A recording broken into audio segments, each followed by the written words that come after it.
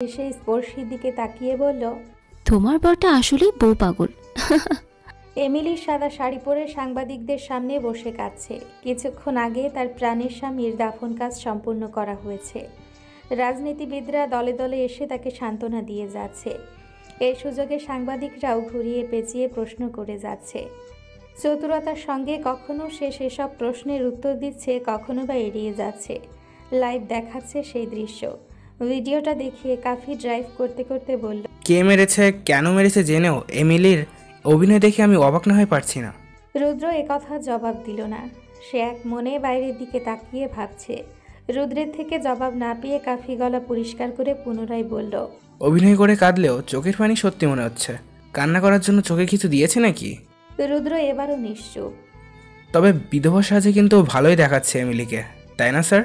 এ কথা শুনে রুদ্র সিটে হেলান দিয়ে চোখ বন্ধ অবস্থায় বলল, রুমাকে কি বলতে হবে?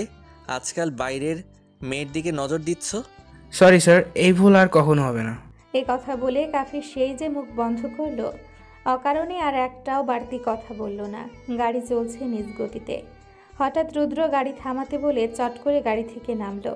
তারপর কাফিকেও নামিয়ে হসপিটালে যেতে বলে সে নিজে বসলো ড্রাইভিং সিটে। কাফি হতবাক হয়ে কিছু বলার আগেই রুদ্র গাড়ি নিয়ে ছুটল ঢাকার উদ্দেশ্যে। আজকাল রুদ্রের মতিগতি কিছুই বুঝে না কাফি। অতঃপর দীর্ঘশ্বাস ফেলে সে চলল হসপিটালের পথে। আধা ঘন্টা পর হসপিটালে পৌঁছেই পড়ল আরেক বিপাকে। স্পর্শী ঘুম থেকে উঠেই জেদ ধরেছে এই মুহূর্তে বাসায় ফিরবে। তাকে তারা কোনোভাবে বুঝিয়ে রাখতে পারছে না। এদিকে রুদ্রর ফোন বন্ধ। স্পর্শীর কান্নার গতি বেড়েই চলেছে। পরে বাধ্য হয়ে কাফি ছুটল ডাক্তারের কাছে। অনেক রিকোয়েস্ট করে ডাক্তারের পরামর্শে স্পর্শীকে নিয়ে বাসায় ফিরল। বাসায় ফিরে স্পর্শী রুমার সাহায্যে গোসল সেরে ভদ্র মেয়ের মতো খাবার খেল। তারপর ওষুধ খেয়ে শুয়ে শুয়ে টিভি দেখায় মন দিল। তখন বাজে বেলা ৩টা। তারপর বাকি সময়টুকু টিভি দেখে রুমার সঙ্গে গল্প করে বই পড়ে তার বাকি সময়টুকু কাটল। ধীরে ধীরে সন্ধে ঘনিয়ে রাত নেমে এলো। কাফিয়া রুমার সঙ্গে রাতে খেয়ে পুনরায় রুদ্রের রুমে ফিরে। এই সময়টুকুতে সে ভুলেও রুদ্রের কথা জিজ্ঞাসা করেনি। তবে রুমা জানিয়েছে সে নাকি জরুরি কাজে কোথাও গেছে। স্পর্শী রুমের লাইট বন্ধ করে অনেক সময় জানালার সামনে দাঁড়িয়েছিল। তারপর শরীর যখন আর কুলোচ্ছিলই না, তখন গিয়ে শুয়ে পড়ল। অন্ধকার রুমে শুয়ে থাকতে থাকতে সে ঘুমে তলিয়ে গেল। একটু পরে রুমায় সে তাকে দেখে মেসেজ করে রুদ্রকে জানিয়ে দিল। তারপর রুমাও সব ঠিকঠাক করে পাশের রুমে গিয়ে শুয়ে পড়ল। এভাবে সময় কাটতে থাকলো। রাত গভীর হতে লাগলো। মাঝরাতে স্পর্শী যখন শুনতে পেল কারো বিড়বিড় করার কথা, ঘুমের ঘোরে তেমন পাত্তা দিল না। একটু পরে কারো নিঃশ্বাস এসে বাড়ি খেলো তার চোখে মুখে, এবং শুনতে পেল কেউ বলছে, জানতাম রুমা একা সামলাতে পারবে না, এমনি কাফিকে পাঠিয়েছি আমি। সারাদিন টেনশনে কেটেছে আমার, অথচ এনাকে দেখো না ঘুমে আরামসে ঘুমাচ্ছে। সারাদিন কি করলাম কি খেলাম খোঁজ নেওয়া তো দূর, একটা কল করার প্রয়োজন মনে করে না। তার বলা কথা শেষ হতে স্পর্শী হাত রাখলো সেই মানুষটার ঘাড়ে। আচমকা হামলে পড়ল সেই মানুষটার ঠোঁটের উপর। সারাদিনের রাগ তুলতে রাগে জিদে সজোরে কামড়ে ধরল রুদ্রের ঠোঁট। তখনই রুদ্র টের পেল নোনতা স্বাদ, অর্থাৎ ঠোঁট কেটে গেছে। সেই সঙ্গে স্পর্শী খামচে ধরেছে তার শার্ট এবং পিঠে বসিয়ে দিচ্ছে ধারালো নখ। আকস্মিক আক্রমণে রুদ্র নিজেকে ছাড়ানোর চেষ্টা করলেও পরক্ষণে কিছু ভেবে হাল ছেড়ে দিল। সমস্ত ব্যথা সহ্য করে স্পর্শীকে রাগ মেটানোর সুযোগ করে দিল। তখনও স্পর্শী রুদ্রের ঠোঁট কামড়ে ধরে আছে। তারপর যখন সে দেখল রুদ্র বাধা দিচ্ছে না, তখন সে ছেড়ে দিল। ছাড়া পেয়ে রুদ্র সরল না, বরং স্পর্শী 2 হাত শক্ত করে চেপে ধরে শুষে নিতে থাকলো স্পর্শীর ঠোঁট। স্পর্শী তাকে যত জোরে কামড় দিয়েছে, রুদ্র তাকে তত সফটভাবে কিস করছে।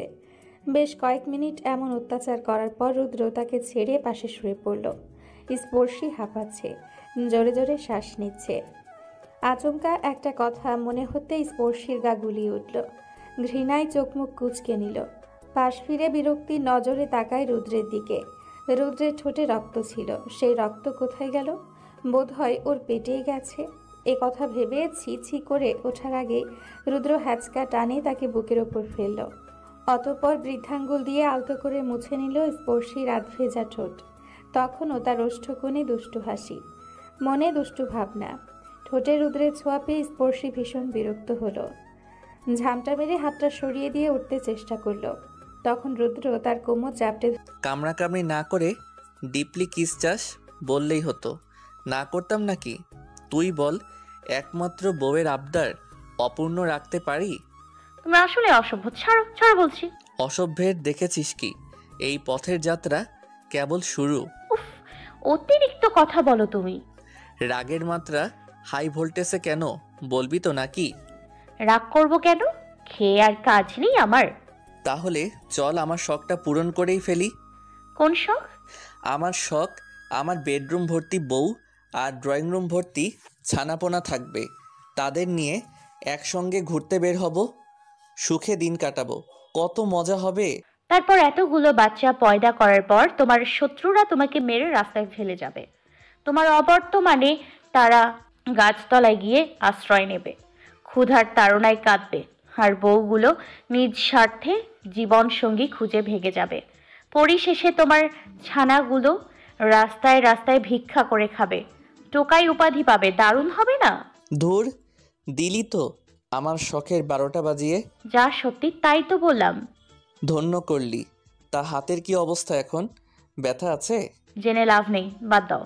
আচ্ছা, কখনো তোর মন বলে না আমার সঙ্গে মৃদুস্বরে কথা বলতে?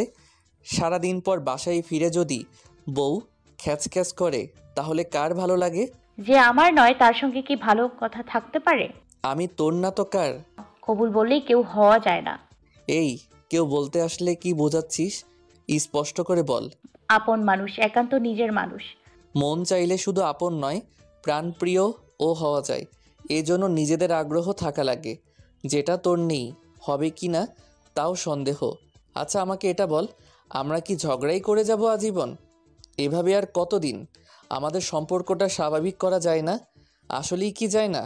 এমন চলতে থাকলে আমাদের সম্পর্কের আরও অবনতি হবে। আমাদের বাসার মানুষগুলো হতাশ হবে, কষ্ট পাবে। একটু স্বাভাবিক হয়ে ওঠো না স্পর্শী, প্লিজ। প্রতিদিন মেজমা কল করে আর আমাকে সাজিয়ে গুছিয়ে এমনভাবে মিথ্যা কথা বলতে যেন আমরা কত সুখী। মেজমাকে মিথ্যা বলতে আমার ভীষণ খারাপ লাগে। রুমাকেই দেখো, কাফিকে ছাড়া কিছু বোঝে না। মেয়েটা পাগলের মতো ভালোবাসতে জানে, ভালো রাখতে জানে। কাফি কোথাও গেলে প্রতিনিয়ত ফোন করে খোঁজ নিবে, কি করছে, কি খাচ্ছে, আরও কত কি। কতই সুন্দর তাদের সম্পর্কটা। যদি কোনো কারণে কাফি কল রিসিভ না করে, তখন আমাকে মেসেজ করে, ভাইয়া প্লিজ দয়া করে এইটুকু বলুন সে সুস্থ আছে, ভালো আছে। তাহলে ভাব ঠিক কতটা ভালোবাসলে এমন উতলা হওয়া যায়। ভালোবাসা তখনই সুন্দর যখন সঠিক মানুষটা পাশে থাকে। আর সুন্দর জিনিসটা নিজের মতো করে সুন্দর করে নিতে হয়, সযত্নের প্রলেপ লাগিয়ে আগলে রাখতে হয় নিজ যতনে। তাকে সবসময় বোঝার চেষ্টা করতে হয়, ভালোবাসতে হয়, তবেই না সম্পর্ক মধুর হয়। অথচ আমার বউটাকেই দেখ, সে আমার খোঁজ নেওয়া দূর, আমাকে নিয়ে সুস্থ চিন্তাও করতে পারে না। শুধু রাজনীতি করার অপরাধে কাঠগড়াতে দাঁড় করিয়ে নানান রকমের অভিযোগ দায়ের করে, আমার বাঁচা মরা নিয়ে পড়ে থাকে। তাকে আমি কিভাবে বোঝাই, যার যেভাবে মৃত্যু লেখা আছে সে সেভাবেই মৃত্যুবরণ করবে। মৃত্যুর খেলা স্বয়ং সৃষ্টিকর্তার হাতে, এখানে কারোর হাত নেই। কিন্তু সেই পাগলিটা তো আমার কথা বোঝেই না, আর বোঝাতে গেলেও আমাকেই ভুল বুঝে। এমনকি এসব ভেবে আমাদের বর্তমান সময়টুকু নষ্ট করে ফেলছে। আদৌ কি এটা ঠিক হচ্ছে? তোমার কাছে রাজনীতি যদি সব, শুধু শুধু আমার ঘাড়ে দোষ চাপাচ্ছ কেন? বোকার মতো রাজনীতির সঙ্গে নিজের তুলনা করিস কেন? রাজনীতি রাজনীতির জায়গায়, তুই তোর জায়গায়। এখানে তুলনা আসছে কোথা থেকে? রাজনীতি হচ্ছে আমার পেশা, আর তুই হচ্ছিস আমার নেশা। আমার কাছে নেশা ও পেশা দুটোই ভিন্ন স্থানের বাসিন্দা। তাছাড়া আমারই যখন সমস্যা হচ্ছে না, তোরও তো হওয়ার কথা নয়। মোদ্দা কথা, গতরাতে যে অঘটন ঘটালি, এ কাজটা কোন যুক্তিতে করলি? আমার পুরো কথাটা শুনে না হয় সিদ্ধান্ত নীতি। এখন কে কষ্ট পাচ্ছে? রাগের বশে নেওয়ার কোনো সিদ্ধান্ত সুফল ডেকে আনে না। এর জন্য এই কথাটা এখনো বাসার কাউকে জানাইনি। ভেরি গুড, বুদ্ধি তো ভালোই আছে, শুধু কাজে লাগাস না। আর একটা কথা, আমার সঙ্গে থাকতে হলে আমার ভালো খারাপ সব মেনেই থাকতে হবে, নয়তো বাপের বাড়ির রাস্তা মাপ। আমার বাপ তোমার কে? শ্বশুর? তোর শ্বশুরকে নিয়ে এভাবে কথা বলতে লজ্জা লাগছে না? আশ্চর্য, আমি কি ওনাকে চুমু খেতে চেয়েছি নাকি জড়িয়ে ধরে ঘুমাতে চেয়েছি যে লজ্জা লাগবে? তুমি আসলেই জাতা। এই কথা বলে স্পর্শী জোর করে নিজেকে ছাড়িয়ে উঠে বসল। এই বেহায়া পুরুষের মুখে কিচ্ছু আটকায় না, নয়তো এমন কথা বলতে পারে? তার কাছে ভদ্র কথা আশা করা বোকামি। এখন রাত 2:03। স্পর্শীর হালচাল দেখে রুদ্র উঠে রান্নাঘরে গেল। ওভেনে খাবার গরম করে প্লেট ভর্তি খাবার এনে স্পর্শীকে টেনে তুলে বিছানায় বসালো। তারপর সে যত্ন করে স্পর্শীর মুখে খাবার তুলে দিয়ে নিজেও খেতে লাগলো। আজও আসার সময় বিরিয়ানি এনেছে, এমনকি এখন খাইয়েও দিচ্ছে নিজের হাতে। স্পর্শী টু শব্দ করছে না, ভদ্র মেয়ের মতো খাচ্ছে চুপটি করে।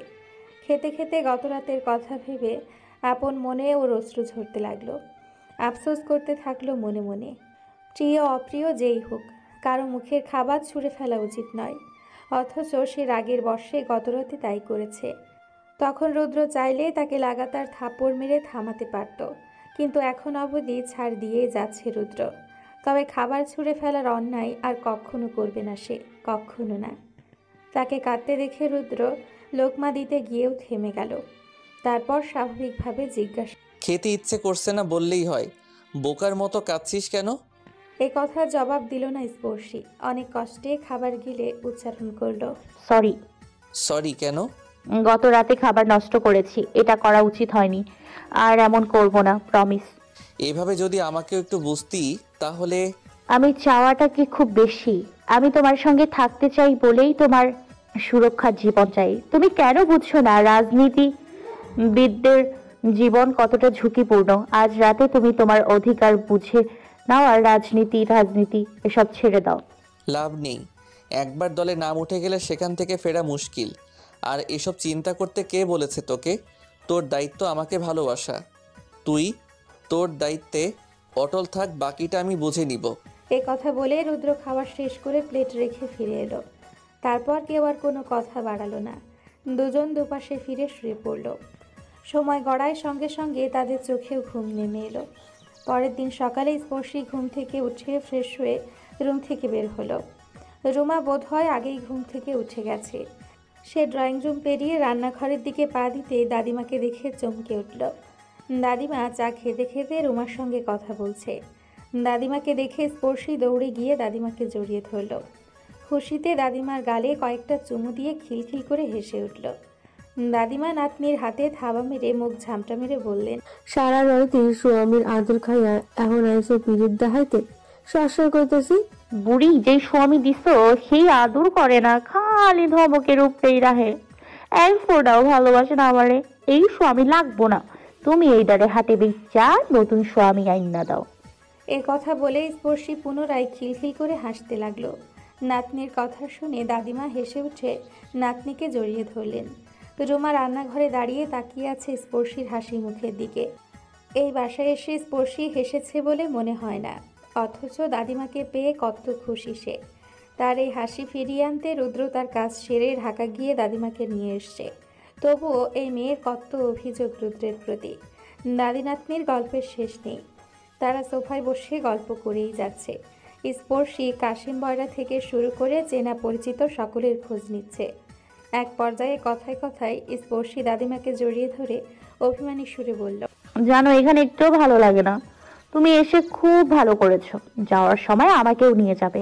তো স্বামী গিয়ে আনছে আমারে, দাদু ভাইয়ের নাকি কি জরুরি কাজ আছে, 10 দিনের লাইগা কোন হানে যাবে। কোথায় যাবে? তা তো কই নাই মোরে, তাই শুনছি দাদু ভাই ভোটে দাঁড়াইব। এ কথা শুনে স্পর্শী দীর্ঘশ্বাস ছাড়ল। এত পাগলামি করে কি হলো? না সে কিছু বোঝাতে পারলো আর না শুধরাতে পারলো। সবই তো বৃথা গেল। যাবেই তো, কারণ রুদ্র তো হচ্ছে লাগাম ছাড়া ঘোড়ার ন্যায়। তাকে এত সহজে বশে আনাও যাবে না। এজন্যই তাকে দুর্বল করতে হবে, পোষ মানাতে হবে, সম্পর্ক গভীর করতে হবে, ভালোবাসা জাগাতে হবে, নতুবা এই শক্ত হৃদয়ের মানবকে বশে আনা সম্ভব নয়। এভাবে যেহেতু কাজ হচ্ছে না, সেও আর বৃথা চেষ্টা করবে না, তবে অন্য পন্থা অবলম্বন করবে। সঙ্গে ওদের সম্পর্ক সহজ করার আপ্রাণ চেষ্টা করবে। সত্যি সত্যিই তো এভাবে চলতে পারে না, এর সমাপ্তি টানা প্রয়োজন। হয়তো এর আগে এভাবে ভাবেনি, কিন্তু এখন ভাবছে, চিন্তা করছে। মুখ্য কথা, মানুষটা যখন একান্তই তার, তখন ভাবনাগুলোও তার। এবার থেকে যা হবে হাসি মুখে মেনে নিবে। জীবনটা আসলেই ছোট। আগামীর কথা ভেবে বর্তমানকে তিক্ত করে ফেলছে সে, যেটা বোকামি ছাড়া কিছুই নয়। অথচ এর আগে তার মস্তিষ্কে এটা খেলেনি। আজকের দিনটার কাজই ভবিষ্যতের বার্তা বহন করবে। গত দুদিন আরও একটা কথা, অনেকই কথা ভেবেছে। আর রুদ্র ঠিকই বলেছে, মৃত্যু সৃষ্টিকর্তার হাতের খেলা, এখানে কারো হাত থাকে না। যার যেভাবেই মৃত্যু লেখা আছে সে সেভাবেই মৃত্যুবরণ করবে। রুদ্র ছাড়াও পৃথিবীতে কোটি কোটি মানুষ আছে যারা রাজনীতিতে পাকাপোক্তভাবে যুক্ত। তাদের প্রিয় মানুষ আছে, আপনজনও আছে। মৃত্যুর ভয়ে তারা পিছিয়ে যাচ্ছে, না নিজেকে সরিয়ে নিচ্ছে। তবে সে কেন নিবে? কোন যুক্তিতে নিবে? আর রইল ভালোবাসার কথা, যে পাশে থাকার, সে সব পরিস্থিতিতেই পাশে থাকবে। যার হৃদয়ে নিগুড় প্রেমের প্রণয় কুঠুরি থাকে, সে রাজনীতির ভয়ে ভালোবাসতে ভয় করে না, অজুহাত দায়ের করে না। এসব কথা ভেবে সে একটাই উত্তর পেয়েছে, নিজের স্বাভাবিক হও, বাকিটা আল্লাহ ভরসা। স্পর্শীকে অন্যমনস্ক হতে দেখে দাদিমা কিছু বলার আগেই সে দাদিমা, আমার একটা প্রশ্নের উত্তর দিবা? কোন প্রশ্নের উত্তর? কইয়া ফেলা। রুদ্র কি সারা জীবন চট্টগ্রামেই থাকার প্ল্যান করেছে? কেন, দাদু ভাই আসবেন এইখানে থাকবো কেন? হ্যাঁ, কি বাড়িঘর নাইকা? তাহলে ভোটে দাঁড়াচ্ছে যে? ঢাকা থেকে এসে দাপুটের সঙ্গে, স্থানীয়দের সঙ্গে মিলেমিশে দলনেতা হয়ে ঘুরে বেড়াচ্ছে। সে বাইরের হয়ে মিটিং মিছিল করছে, মারামারি করে, আদেশ করে এর হাত ভেঙে দে, ওর পা ভেঙে দে। মুখ্য কথা, এখানে স্থায়ী দলনেতা নেই। ওর নেতাগিরি এখানকার সবাই মেনেই বানিচ্ছে কেন? এটা তো জানো স্যার, নানা বাড়ি এখানেই। দাদু ভাইয়ের নানা মামারা সকলেই রাজনীতির মানুষ, বড় বড় পদে তারা যুক্ত আছে। পাওয়ার তাদের পকেটে। কদিন আগে তোর ছোট মামার শ্বশুরের উপরে হামলা হয়েছে। বেচারা বোধ হয় বাঁচবো না। কেরাচারি মায়েরা আদময়রা কইরা লইয়াছে। দিন দিন হার অবস্থা খারাপ হইয়া যাইতাছে। ঢাকাতে চিকিৎসা চলতেছে। বড় বৌমা সারাদিন হসপিটালে ভাইয়ের কাছে বইরা থাকে, কান্নাকাটি করে। কালকা দাদু ভাই মামারে দেখতে গিয়ে মোরা নিয়ে আইছে। হ্যাঁ, কয়েকদিন বাইরে থাকবার পারবে না, কি কাম আছে? আর কইল এইখানে থাকবার কথা। তুই কোন সুখের লাগা হে এখানে থাকবো? হ্যাঁ, মামার অবস্থা দেখা কেরা কেরা এই আকাম করেছে, তাহলে খুঁজনের লাগা হেই এইখানে আইছে। কাজ শেষ হইলে ফিরা যাইব গা। তাড়াতাড়ি ফিরনোর লাগায় দিন রাত পানি কইরা তগরে গরু খোঁজা লাগান খুঁজা বেড়াইতেছে। দাদু ভাইয়ের বড় মামার লোকজন দাদু ভাইয়ের সঙ্গে যুক্ত আছে, তাই এখনো কোনো খবর পাওয়া যায় নাই। শুনলাম খুব তাড়াতাড়ি পাওয়া যাইব, দেখা যাক কি হয়। আর দাদু ভাই এখানে লেখাপড়া করছে মেলা দিন, চীনা পরিচিত আছে। এখানে হাই মামার বাড়ি, নানার বাড়ি, তারে তো হক করে চিনবই। হেলাইকা এখানে আইসায় নেতাগিরি করে, বুঝলি? আর কেন কইছে হাই এখানে ভোটে দাঁড়াইবো? তুমি কইলা হে নাকি ভোটে দাঁড়াইবো? আমি কখন কইছি হাই কথা? বেশি বোঝনের লাইগায় তোর শরীর স্বাস্থ্য বাড়ে না, মাথা মুডা কোহনকার। ওই বুড়ি, ফালতু কথা কইবা না কইলাম। আগে সোজা ভাবে কইলেই হইতো। নিজে নিজে টানা পেঁচাইয়া আমারে কয় মাথা মুডা। হ্যাঁ, এই সেই জন্মের শয়তান, এবার আসিস কিছু কইতে, তখন তোরে জাতে দিয়া চাইতে দেবো, ব্যাদ্য কোনকার। এ কথা বলে দাদিমা রেগে চলে গেলেন। স্পর্শীয় মুখ ভেঙচি দিয়ে রুমের দিকে হাঁটা ধরল। রুদ্র নেই। ওয়াশরুম থেকে পানির শব্দ পাওয়া যাচ্ছে। হয়তো মহারাজ ফ্রেশ হয়ে নাস্তা সেরে রাজ্য ভ্রমণে বের হবেন। এছাড়া তো আর কোনো কাজ নেই মহারাজের। তবে রুদ্র যেখানেই যাক, এই মুহূর্তে তার নাচতে ইচ্ছে করছে। ভীষণ খুশি খুশি লাগছে, কারণ দাদিমার সঙ্গে কথা বলে বুঝল রুদ্র এখানে থাকবে না বেশি দিন। হয়তো 10 দিনের কাজ সেরেই ঢাকায় ফিরে যাবে, সেখানেই ভোটে দাঁড়াবে। আর রুদ্রের সঙ্গে সেও ঢাকায় ফিরে যাবে। পুনরায় আগের মতো চলতে পারবে, ফিরতে পারবে। ওর চেনা বাসা, চেনা রুম, চেনা মানুষজন। আবারও স্কুলে যেতে পারবে। ইস, কবে এই 10 দিন শেষ হবে? এই বন্দি জীবন মোটেও ভালো লাগছে না। ইচ্ছে করছে মনের সুখে নেচে গিয়ে প্রজাপতির ন্যায় উড়ে ঘুরে বেড়াতে। এক আকাশ সমান অভিমান পুষে রেখে আম্মুর সঙ্গেও তেমন কথা বলে না। বাবা তো কথা বলতে গেলেই কেঁদে ফেলেন। ধুর, কারো বোঝা উচিত ছিল বাবা মা খারাপ চান না। এতদিন বেস্ট জিনিসগুলোই তার জন্য আনা হয়, কেনা হয়। জীবনসঙ্গী হিসেবে বেস্ট কাউকে খুঁজে দিবেন ওনারা। মানুষ হিসেবে নিঃসন্দেহে রুদ্র বেস্ট, তা বলার অপেক্ষাও রাখে না। তবুও কিছু কিছু মানুষকে যেমন অকারণেই ভালো লেগে যায়, তেমনই অকারণে খারাপ লাগে, বিরক্ত লাগে। তাদের উপস্থিতি চরম বিরক্তির কারণ হয়ে দাঁড়ায়। আর এই খারাপ লাগাটা কিসের লক্ষণ তারও জানা নেই। নিজের রাগ অভিমানের বশে বাবা মাকে অনেক কষ্ট দিয়ে ফেলেছে। এর কষ্টের সমাপ্তি টানার সময় এসছে। রুদ্র আগে কি ছিল, কেন ছিল, সেই চ্যাপ্টার ক্লোজ। এখন যা হবে, ঘটবে, রটবে, এটাই মুখ্য বিষয়। এসব ভাবতে ভাবতে সে বিছানা গুছিয়ে জানালার পর্দা সরিয়ে রুমটাও গুছিয়ে ফেলল। রুদ্রের ময়লা জামাকাপড় ওয়াশিং মেশিনে ধুয়ে পানি ঝরতে দিল। তারপর কাবার্ড ঘেটে মেরুন রঙের শার্ট আর কালো জিন্স বের করে বিছানার উপরে রাখল। শার্টটা দারুণ দেখতে, পরলে দারুণ লাগবে। তখন ড্রয়িং রুম থেকে রুমা চেঁচিয়ে নাস্তা করতে ডাকলো। সে আসছি বলে রুম ঝাড়ু দিতে উদ্যত হতে রুদ্র ওয়াশরুম থেকে বের হলো। সে হাত দিয়ে ভেজা চুল ঝাড়ছে, পরনে শুভ্র রাঙা তোয়ালে। ওর এই অবস্থা দেখে স্পর্শী মুখ ভেঙচি দিয়ে কাজে মন দিল। এমন না যে রুদ্রকে এই প্রথম এই অবস্থায় দেখছে, কতবার দেখেছে তার ইয়ত্তা নেই। এক বাসায় থেকেছে, আপন ভাই বোনের মতো বড় হয়েছে, দেখাটাই স্বাভাবিক। তাকে রুম ঝাড়ু দিতে দেখে রুদ্র তার সামনে গিয়ে চুল ঝাড়ল। ভেজা চুলের পানি গিয়ে পড়ল স্পর্শীর চোখে মুখে। তবুও কিছু বলল না দেখে রুদ্র পুনরায় একই কাজ করল। তখন স্পর্শী বিরক্তি ফার্দার এমন করলে সবাইকে বলে দিব তোমার ডায়রিয়া হয়েছে। আমার ডায়রিয়া হয়েছে আমি তো জানি না, তুই জানলি কিভাবে? ওয়াশরুম ভ্রমণ করে। আজ তো ওয়াশরুম ভ্রমণ করিসনি, তবে সেটা তো তুমি আর আমি জানি, বাকিরা তো জানে না। এ কথা শুনে রুদ্র ওর নাকটা টেনে সামনে থেকে সরে গেল। সকালবেলা মানসম্মানে দফা রফা করার ইচ্ছে তার নেই। স্পর্শী নাকে হাত বুলিয়ে কাজ শেষ করে ঝাড়ু রেখে এলো। এসে দেখে রুদ্র কাবার্ড ঘেটে পোশাক বের করছে। মেজাজ খারাপ হলেও স্বাভাবিকভাবে স্পর্শী ওর পছন্দ করা শার্টটা রুদ্রের মুখের সামনে ধরল। রুদ্র শার্টের দিকে একবার দৃষ্টি বুলিয়ে শার্ট পরে বোতাম না লাগিয়ে প্যান্ট পরে নিল। মুখভঙ্গি স্বাভাবিক দেখে স্পর্শী বেলকনিতে চলে গেল। সেখানে কয়েকটা গাছ আছে, যদিও নাম জানি না গাছগুলোর, তবে বিদেশি কোনো ফুলের গাছই হবে। স্পর্শী সেসব গাছে পানি দিয়ে রুমে পা রাখতেই রুদ্র খোঁচা মেরে হাজবেন্ডের শার্ট বের করে দিলেই ভালো বউ হওয়া যায় না, শার্ট বোতামগুলোই লাগিয়ে দিতে হয়। স্পর্শী হাতটা মুছে এগিয়ে এসে শার্টের সব বোতাম লাগিয়ে দিয়ে পিছু ঘুরতেই রুদ্র বলল, শার্টের বোতাম লাগিয়ে দিলেই হয় না, হাজবেন্ডের প্যান্টের চেইন লাগানো কিনা, বেল্ট পড়েছে কিনা তাও চেক করতে হয়। একটু তো লজ্জা করো। লজ্জা? সেটা আবার কি? আর লজ্জা করবে কেন? আমি কি মাঝ রাস্তায় গিয়ে কোনো মেয়েকে বলেছি এক্সকিউজ মি আপু, আমার প্যান্টের চেইনটা লাগানো কিনা চেক করে দিন প্লিজ? শোন, যেহেতু বলিনি তাহলে লজ্জা লাগার প্রশ্নই উঠে না। আর যাকে বলেছি সে আমারই বউ, একমাত্র বউ, তাও যেন তেন বউ না, জোর করে কবুল বলিয়ে বিয়ে করা বউ। আর বউকে এসব বলাই যায়।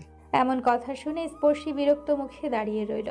রুদ্র সেটা খেয়াল করে এই টপিক চেঞ্জ করতে বডি স্প্রে হাতে নিয়ে পুনরায় বলল, ভালো বউ হতে গেলে হাজবেন্ডের শার্টের বোতাম লাগিয়ে কপালে আদর দিয়ে শক্ত করে জড়িয়ে ধরতে হয়। এতে কি হয় জানিস? হাজবেন্ডের শরীরে ফুল চার্জ হয়। বউকে রেখে সারাদিন বাইরে থাকলে প্রচুর এনার্জি লস হয়, চিন্তারা ঘিরে ধরে, তাই এই চার্জ অত্যন্ত জরুরি। এই কথা শুনে স্পর্শী ধীর গতিতে রুদ্রের কাছে এগিয়ে এলো। তাকে আসতে দেখে রুদ্র নিজেও ঘুরে দাঁড়ালো। চোখে চোখ রাখলো দুজন, দূরত্ব কমে গেল। তখন স্পর্শী নিজেই রুদ্রের ঠোঁটের দিকে নিজের ঠোঁট এগিয়ে নিল। তার এমন কাণ্ডে রুদ্র অনড় হয়ে অপলক তাকিয়েই রইল।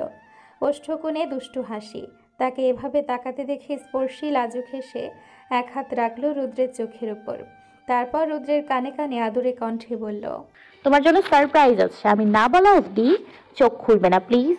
তা আজ কোন দিকে সূর্য উঠেছে? রোজ যেদিন ওঠে সেদিকেই। কাহিনী কি? তোর মতিগতি ভালো ঠেকছে না। এজন্যই ভাল লাগে না, আমি স্বাভাবিক হতে চাচ্ছি অথচ।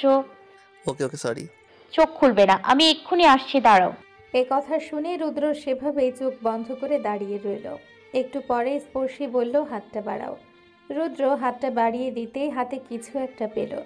রুদ্র চোখ খুলে দেখে হাতে চুনের কৌটা, আর তার সামনেই ভ্রুজোড়া কুঁচকে দাঁড়িয়ে আছেন দাদিমা। ওদিকে রুদ্রর মুখের অবস্থা দেখে স্পর্শী দরজায় দাঁড়িয়ে খিলখিল করে হেসে উঠল। হাসির চোটে মেঝেতে বসে পড়েছে সে। দাদিমা কিছু বুঝতে না পেরে একবার রুদ্র তো আরেকবার স্পর্শীর দিকে তাকাচ্ছে। রুদ্র নাকি চুন কি করবে এ কথা বলে দাদিমাকে ধরে এনেছে স্পর্শী। সেই সঙ্গে সাবধান করে দিয়েছে কথা না বলতে, শব্দ না করতে। স্পর্শীর কথা শুনে উনি নিঃশব্দে এসে রুদ্রের বাড়িয়ে রাখা হাতের ওপরে চুনের কৌটা দিয়েছে। কিন্তু স্পর্শীর হাসি আর রুদ্রের মুখভঙ্গি দেখে মনে হচ্ছে চরম ভুলই করে ফেলেছেন। এখানকার কাহিনী অন্য কিছু, সেটাও আন্দাজ করে নিলেন। এসব খুনসুটির চ্যাপ্টার উনিও পার করে এসছেন। নিজে চরম ভুল ধরতে পেরে উনি কথা না বাড়িয়ে চলে গেলেন। কী বা বলবেন, বলার মতো কিছু খুঁজে পেলেন না। বলতে গেলে এটাই প্রমাণিত হবে স্পর্শী দাদি নাতিকেই বোকা বানিয়েছে। এর চেয়ে চুপ থেকে কেটে পড়া বুদ্ধিমানের কাজ। দাদিমাকে যেতে দেখে স্পর্শী দাদিমার আঁচল ধরে পালালো। তখনও সে মিটিমিটি হাসছিল। ওর হাসি দেখে রুদ্র রেগে গজগজ করে নাস্তা করতে গেল। ফাজিলটার মনে এই ছিল, অথচ সরল মনে ভেবেছিল বউটা বুঝি লাইনে এসছে, কপালটা বুঝি প্রসন্ন হয়েছে। তারপর নাস্তা সেরে যখন বের হতে যাবে তখন স্পর্শীর সঙ্গে চোখাচোখি হলো। ক্ষণিকের জন্য মনে হলো স্পর্শী তাকে কিছু বলতে চাচ্ছে। ততক্ষণে স্পর্শী এঁটো হাত ধুয়ে রুমের দিকে হাঁটা ধরেছে। রুদ্র দরজা অবধি এগিয়েও থমকে গিয়ে কাফিকে বলল নিচে গিয়ে দাঁড়াতে। সে ওয়ালেট নিয়ে আসছে। কাফি বাধ্য সহকারীর মতো নিচে যেতেই রুদ্র রুমে গিয়ে নিঃশব্দে দরজা ভিড়িয়ে দিল। জানালায় দৃষ্টি ফেলে বাইরের দিকে তাকিয়ে আছে স্পর্শী। রুদ্র তার কাছে গিয়ে আচমকা পেছন থেকে ধরল। তাতে স্পর্শী নড়লও না, চমকালও না, যেন জানতো এমন কিছুই হবে। নীরবে করা আহ্বান রুদ্র ঠিকই বুঝে নিবে। স্পর্শীকে নিশ্চুপ দেখে রুদ্র হাতের বাঁধন আরেকটু শক্ত করে কাঁধে থুতনি রেখে আমাকে বোকা বানানোর শাস্তি পাওনা রইল, ফিরে এসে দিব, ততক্ষণ সাবধানে থাকা হয় যেন। এ কথা শুনে স্পর্শী রুদ্রের থেকে নিজেকে ছাড়িয়ে মুখোমুখি দাঁড়ালো। রুদ্রের শার্টের কলারটা ঠিকঠাক করে মুচকি হাসল। তারপর রুদ্রের বুকের বাপাশে ঠোঁট ছুঁয়ে চোখে চোখ রেখে বলল, তুমি শুধু দলনেতা নও, আরো অনেকের অনেক কিছু। তাই যা করবে ধীরে সুস্থে সাবধানে যেও, আর আমার প্রাপ্য শাস্তির বদৌলতে সহি সালামতে ফিরে এসো। স্পর্শীর এমন অনাকাঙ্ক্ষিত আচরণে ভীষণ অবাক হলেও রুদ্র প্রকাশ করল না, বরং একরাশ ভালো লাগায় ছুঁয়ে গেল বক্ষপাশ। সুখের দোলা লাগলো সারা গায়ে। অতঃপর সে একটা ফোন স্পর্শীর হাতে তুলে দিয়ে স্পর্শীর কপালে ওষ্ঠ ছুঁয়ে বিদায় নিল। রুদ্র যাওয়ার আধা ঘন্টা পরে স্পর্শী আর দাদিমার একসঙ্গে শরীর খারাপ হতে শুরু করলো। তারা দুজনেই বমি করে ফ্লোর ভাসিয়ে দিল। ধীরে ধীরে তাদের পুরো শরীর অবশ হয়ে এলো। কিছুক্ষণের মধ্যেই দাদিমাও অবচেতন হয়ে লুটিয়ে পড়ল মেঝেতে। কপাল ফেটে রক্ত গড়াতে লাগলো ধবধবে সাদা টাইলসের মেঝেতে। তখন স্পর্শীর চোখ জোড়াও বন্ধ হয়ে আসছিল। তখন সামনে এসে দাঁড়ালো অতীব এক সুন্দরী রমণী, চোখ ধাঁধানো তাহার রূপ এবং ঐশ্বর্য মার্জিত পোশাক। সেই রূপবতীর ক্রোধাপূর্ণ দৃষ্টিতে তার দিকেই তাকিয়ে আছে, যেন চোখ দিয়েই ভস্ম করে দিবে। কে সেই রূপবতী, এখানে কেন? তবে অপরূপ রূপের সেই মায়ানন্দিনী চোখের চাহনি বড্ডই রোষানলপূর্ণ, ভয়ঙ্কর। তাকে চেনার আপ্রাণ চেষ্টা করল স্পর্শী, কিন্তু মস্তিষ্ক সায় দিল না।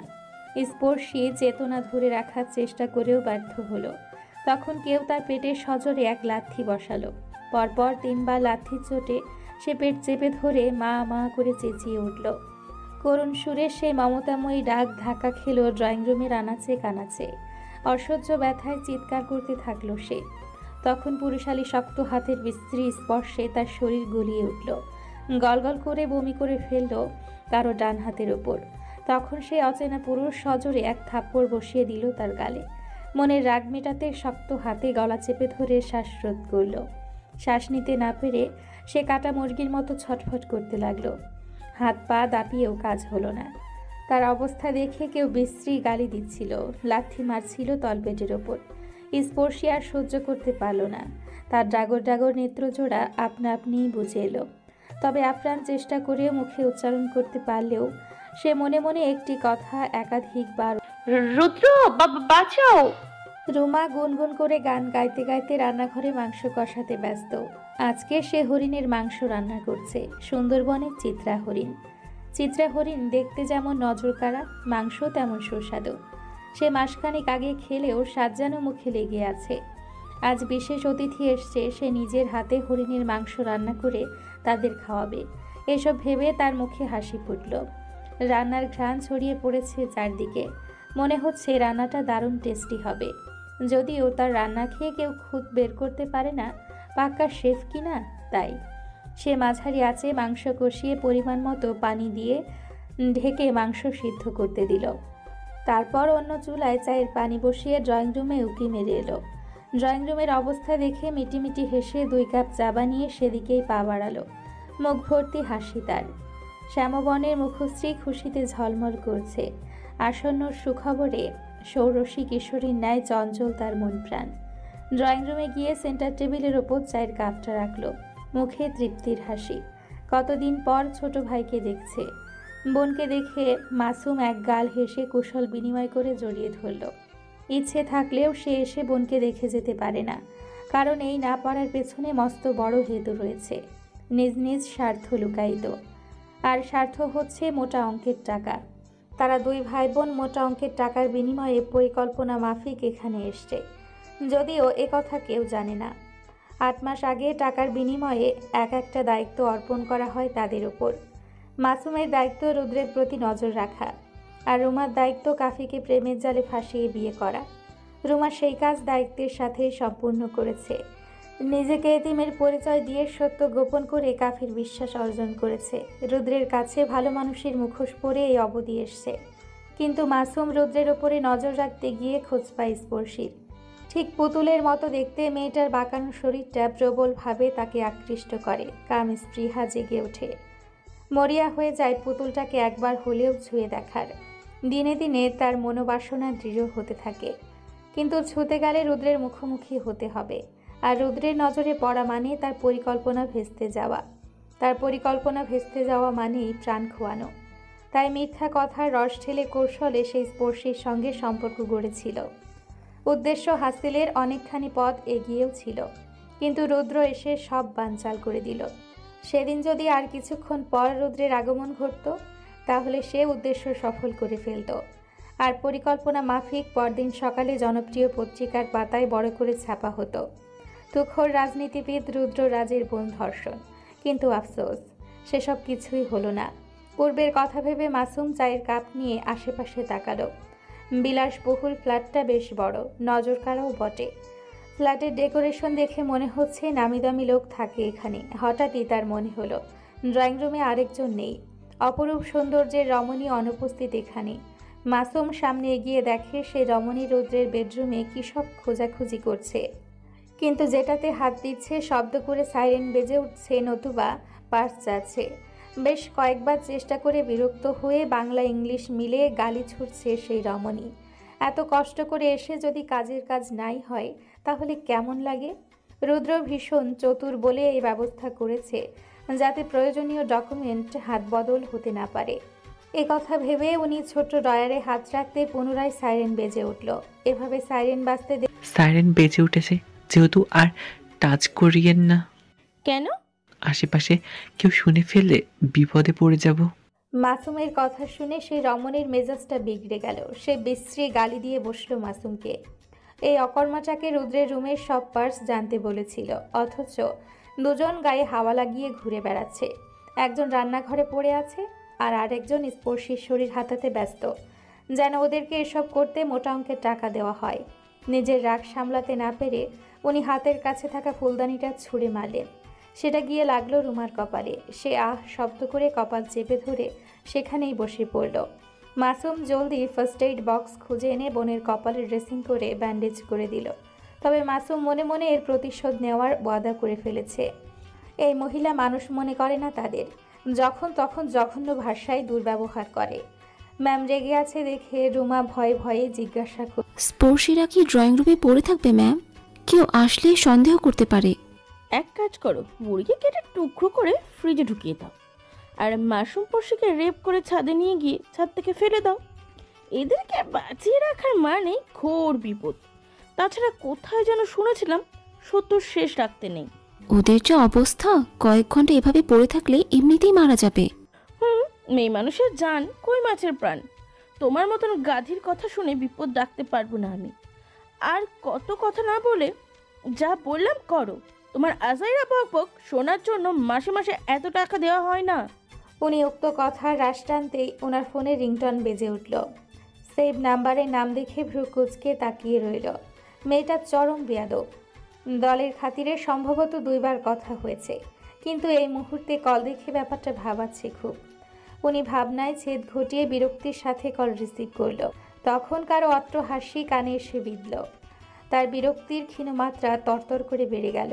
সে কলটা কেটে দিতে উদ্যত হতেই অপর পাশ থেকে সে বলে উঠল, অ্যালিমিয়া খান ওরফে অ্যামিলি বলছি মামি সাহেব।